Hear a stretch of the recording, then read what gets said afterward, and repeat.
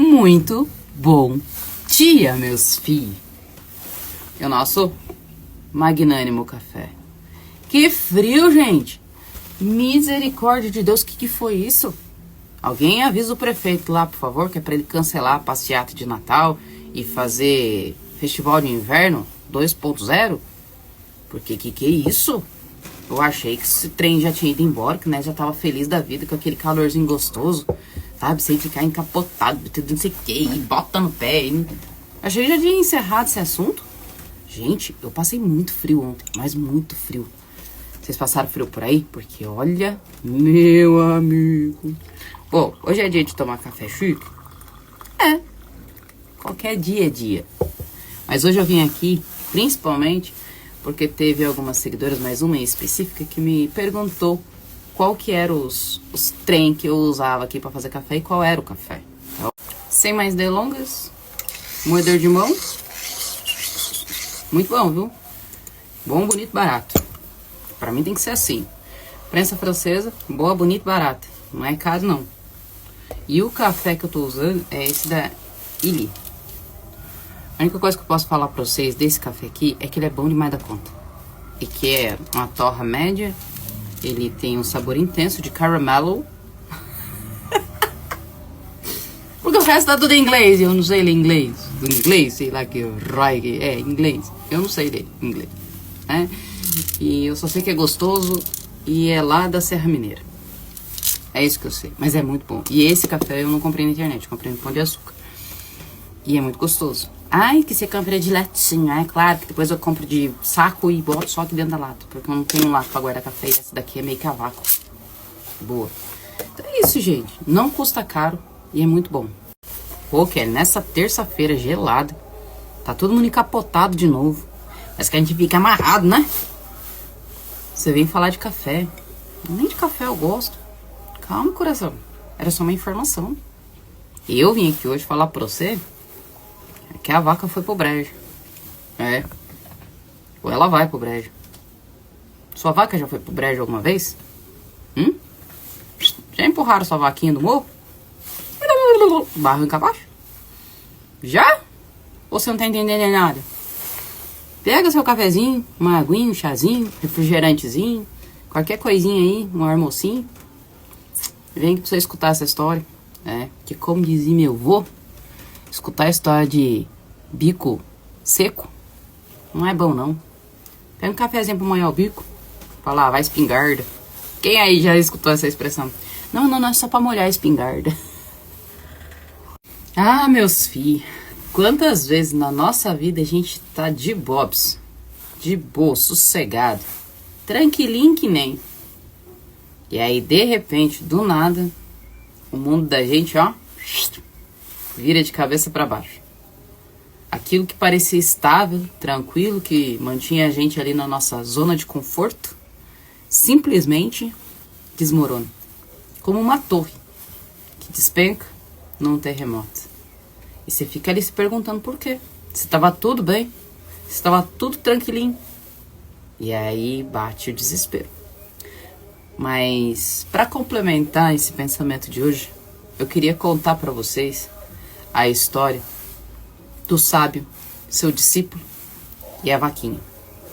Pode ser que algumas das pessoas que passam por aqui já tenham escutado essa história, porque os antigos contavam muito, e foi por isso que surgiu a expressão.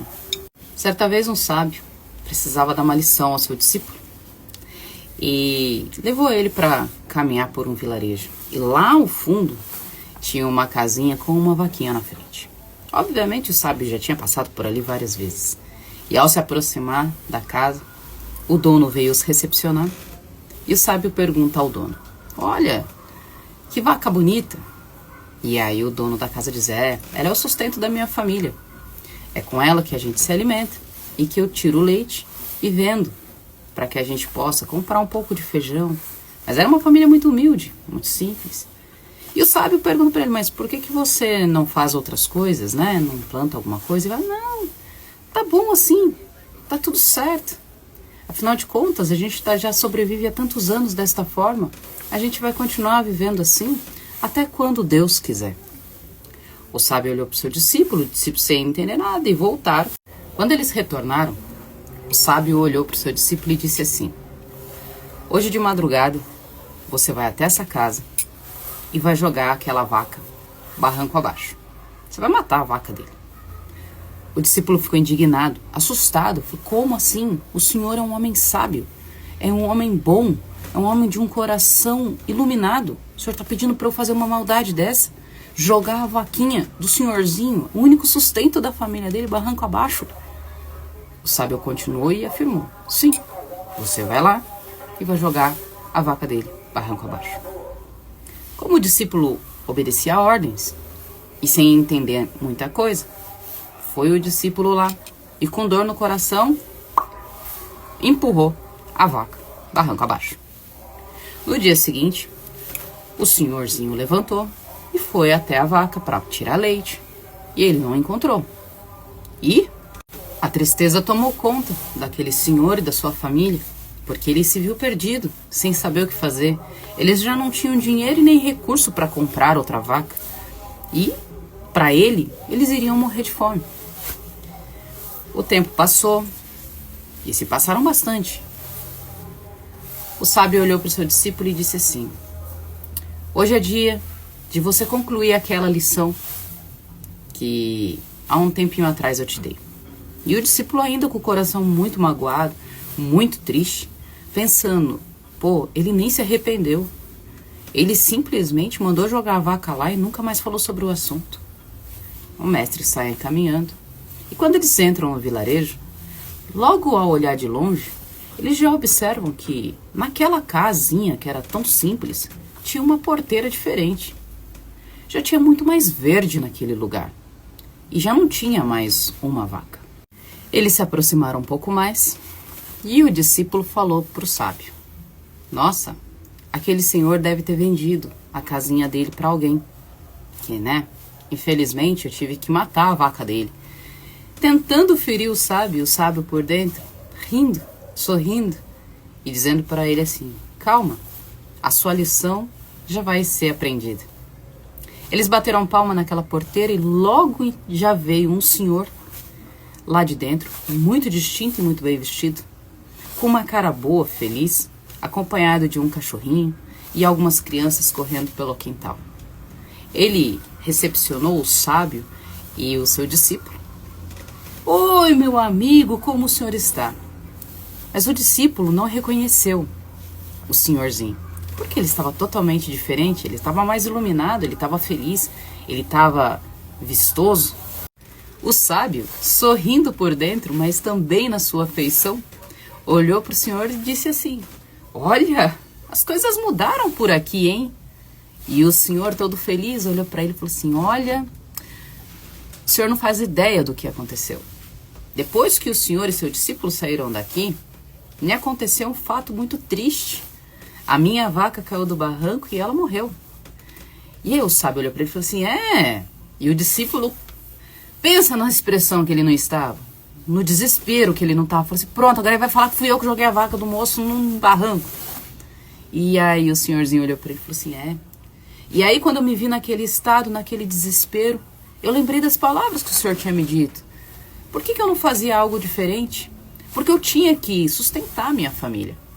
E eu tinha um pouco de farinha, eu tinha um pouco de feijão, eu tinha um pouco de milho.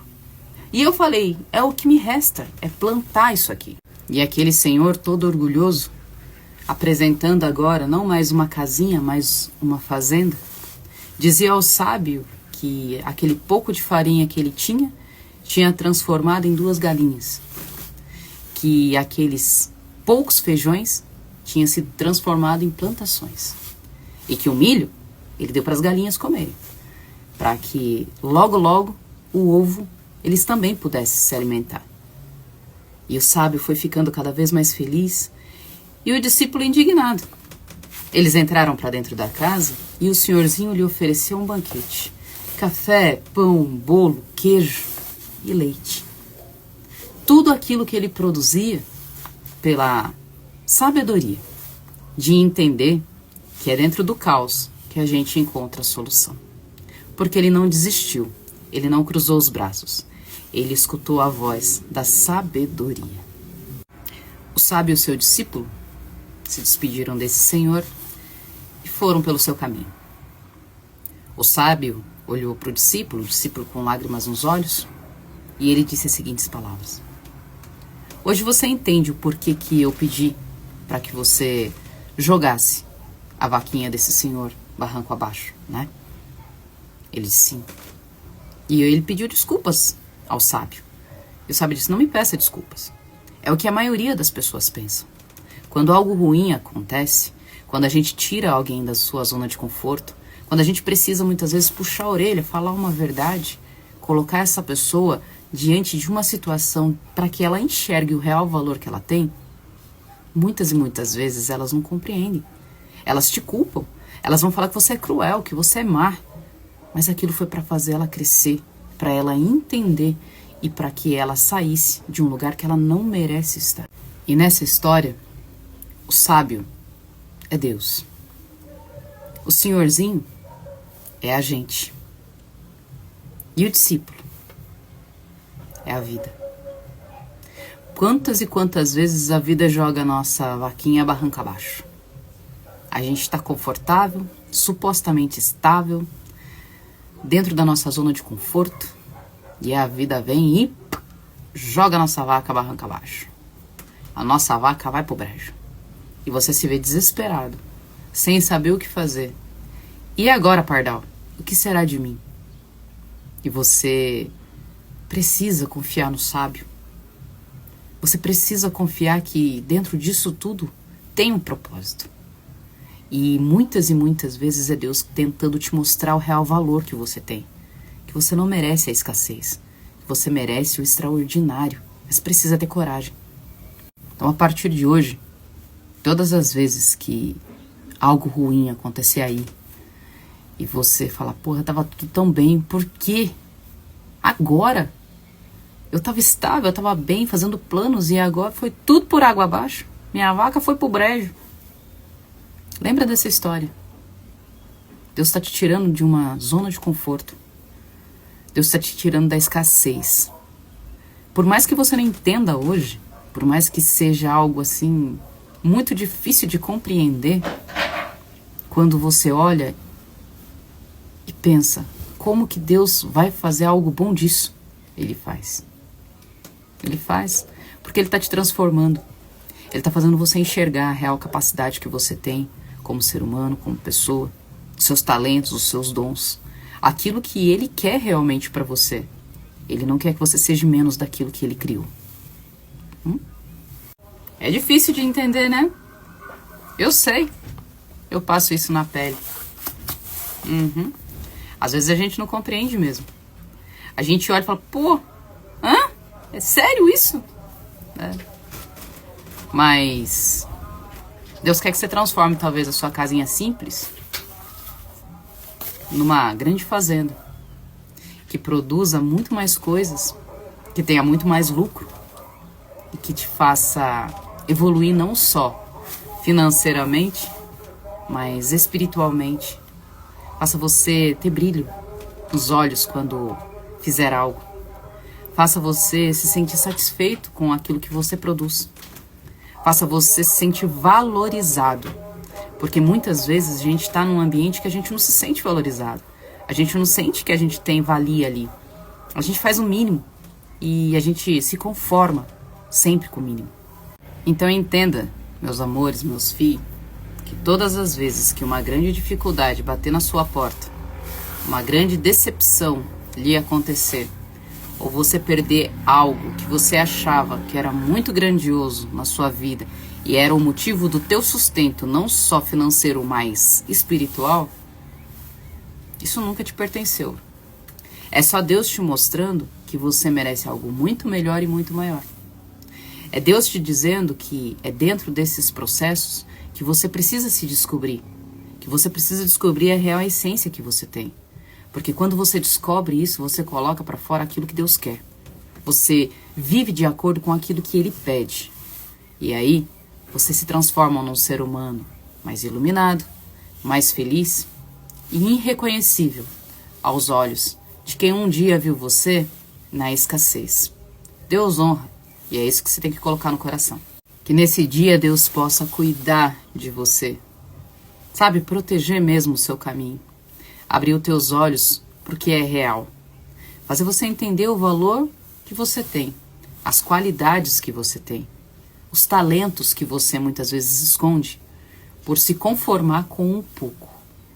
Por se conformar com a sua falsa estabilidade.